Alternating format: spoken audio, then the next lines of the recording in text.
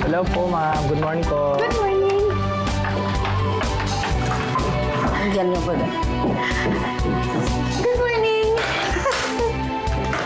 Good morning! Good morning! Good morning! Good morning! Good morning. You're late. Ha?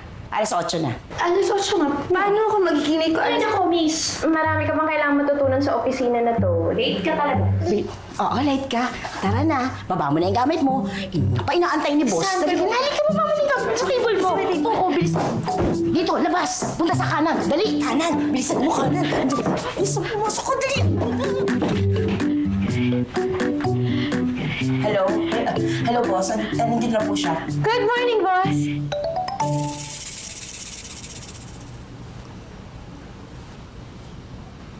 Almost 8:05. You're late. I'm sorry, boss, kasi hindi ko po alam na... Mylene, Po. please brief Miss Pacheco about rules and regulations of our office. Ikaw mo nang bahala sa kanya. Yes, sir. Thank you, boss.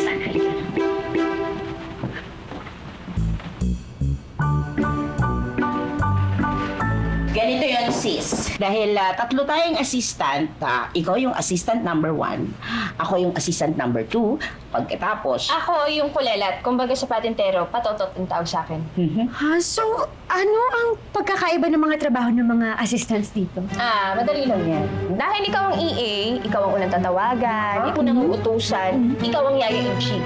Yes! Yaya-in-chief? Oo, sa paperwork, ikaw yun. Pero ganito, pag kailangan mo ng tulong, taga-type, taga-record, taga-document, sige, taga-file, bigay ko yan sa'yo.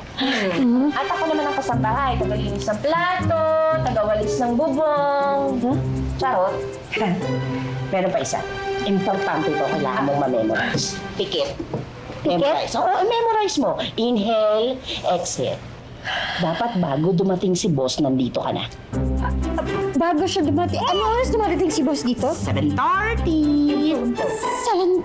7:40? Yes. Bakit 7:30? Kasi 7:30. Unless gusto mong ikaw yung boss, o kaya mag-resign ka. Ay. But wait. There's more. Yo, hanggat nasa office si boss, hindi ka pwedeng umuwi. Ang kaso, workaholic si boss. Yo. Pero meron naman siyang isang bagay na hindi napapansin. Yung oras.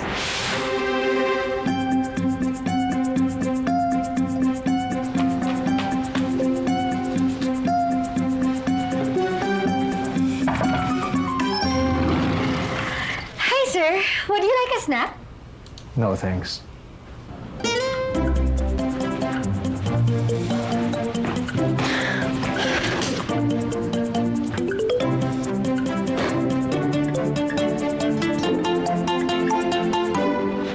Di alam ang oras.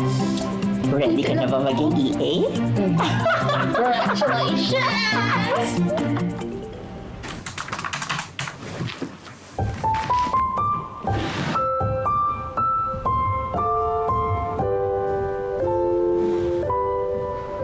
Agaan mo yung pasok bukas. Yes, boss. 7:30 nandito na ba? No. I want you to be here at exactly 6:30 a.m.